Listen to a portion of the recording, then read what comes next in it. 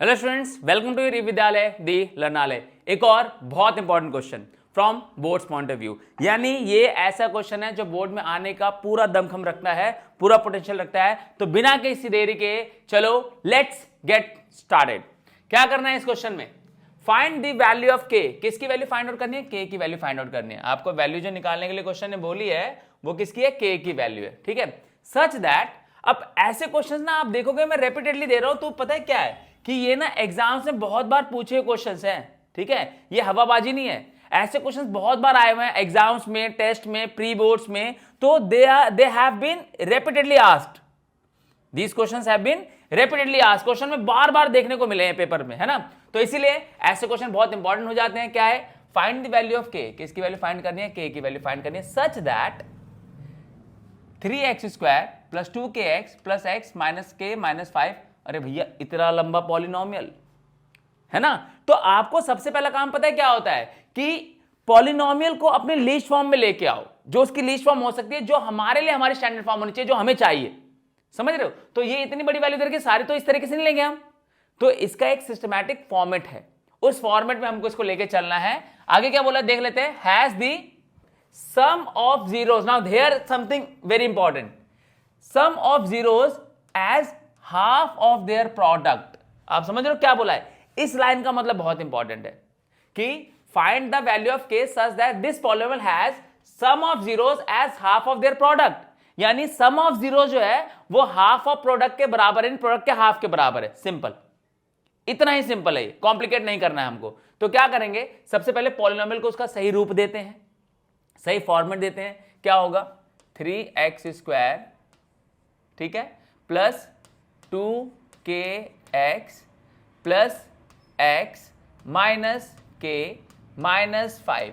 तो पहले इसको इसका सही रंग रूप आकार दे देते हैं भाई। क्या होगा देखो, ये पॉलिनोमियल बनेगा ऐसे 3x² प्लस सेकंड टर्म किसकी फॉर्म में होती है? x की फॉर्म में होती है। दोनों के पास अपना खुद का x है, दोनों में से x कॉमन ले लो, तो यहां पर क्या बचेगा? 2k और प्लस में क्या बचेगा? 1। यहां से x कॉमन आ गया बाहर, राइट।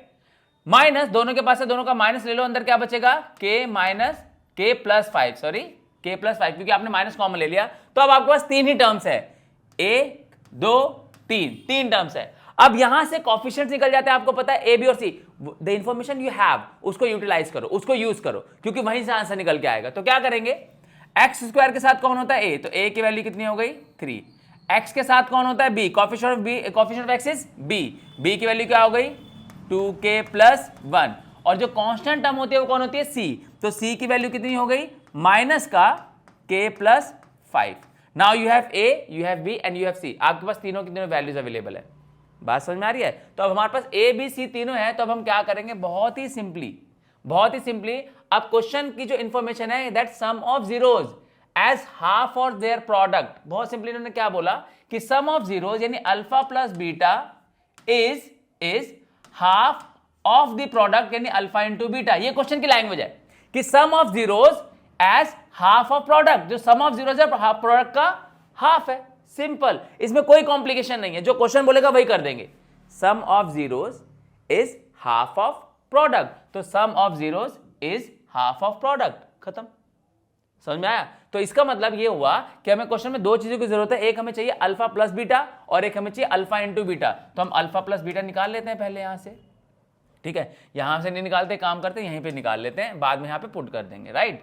तो अब क्या करेंगे, alpha plus beta is equal to कितना होता है? माइनस बी अपॉन में बी की वैल्यू कितनी है बच्चों? ये रही, तो माइनस 2k प्लस 1 और अपॉन में कितना है? a कितना है भाई? 3। और दूसरा क्या हमारा? Alpha into beta is equal to कितना होता है? c अपॉन में c कितना है भाई हमारा? c है हमारा, थोड़ी सी जगह और ले लेते हैं यहां से, ठीक है। तो c की वैल्यू कितनी है हमारी? c की वैल्यू है माइनस का k प्लस 5 और अपॉन में कितना है? a कितना है हमारा? 3। तो अब हमारे पास अल्फा प्लस बीटा भी आ चुका है और अल्फा इंटू बीटा भी आ चुका है। बस इसको क्वेश्चन की गिवन इंफॉर्मेशन में पुट कर दो। इतना ही करना है, इतना ही सिंपल है और इतना इंपॉर्टेंट है। बताओ, इतना इंपॉर्टेंट, इतना छोटा सा काम है ना। तो क्या करेंगे, अल्फा प्लस बीटा की जो उसकी वैल्यू रख देंगे माइनस का 2k प्लस 1 और अपॉन में कितना है? 3 is equal to 1/2 into alpha into beta कितना है बच्चों? अल्फा इंटू बीटा हमारा निकला था माइनस का k प्लस 5 अपॉन में 3। समझ रहे हो? अब यहां पर 3 इस पूरे को डिवाइड कर रहा है और यहां पर भी 3 इस पूरे को डिवाइड कर रहा है, तो whenever two values are there in equal having same sign at same locations, वो कैंसिल हो जाती है। सिंपल सा क्यों बताऊं? ये 3 यहां पर डिवाइड हो रहा है, वहां जाकर मल्टीप्लाई होगा तो मल्टीप्लाई डिवाइड में 3 कट जाएंगे, या फिर ये 3 यहां से यहां पर आएगा तो मल्टीप्लाई में आएगा और ये डिवाइड में होगा, मल्टीप्लाई डिवाइड कैंसिल हो जाएंगे। कैंसिल होना तय है दोनों का। सिमिलरली आप चाहो ना तो इस माइनस से माइनस को कैंसिल कर सकते हो, लेकिन मत करो, ज्यादा कंफ्यूजन हो जाएगी, कोई बात नहीं। तो अब यहां पर क्या करेंगे, माइनस का 2k, अब जब ब्रैकेट ओपन होगा तो -1 से भी मल्टीप्लाई होगा तो माइनस का 1 इज इक्वल टू, जब आप इसको सॉल्व करोगे तो माइनस का k और माइनस का 5, इन दोनों के अपॉन में क्या बचा हुआ है, 2 बचा हुआ है, क्योंकि 1 मल्टीप्लाई होगा कोई चेंज नहीं आता है। 2 से मल्टीप्लाई होगा तो माइनस का 4k और माइनस का 2 इज इक्वल टू माइनस का k और माइनस का 5। अब आप k वाले सेपरेट कर लो, है ना, k की वैल्यू निकालनी है, तो माइनस का 4k ये इधर आएगा तो प्लस का k is equal to minus का 5 है, ये माइनस का 2 वहां जाकर हो जाएगा प्लस का 2। अब हमारे पास क्या आ गया, -4 plus k minus 3k is equal to में कितना है हमारे पास, -5 और प्लस 2 कितना, माइनस का 3। तो k की वैल्यू आपके पास कितनी आ गई, 1। इतना सिंपल था, है ना, इतना ही सिंपल है।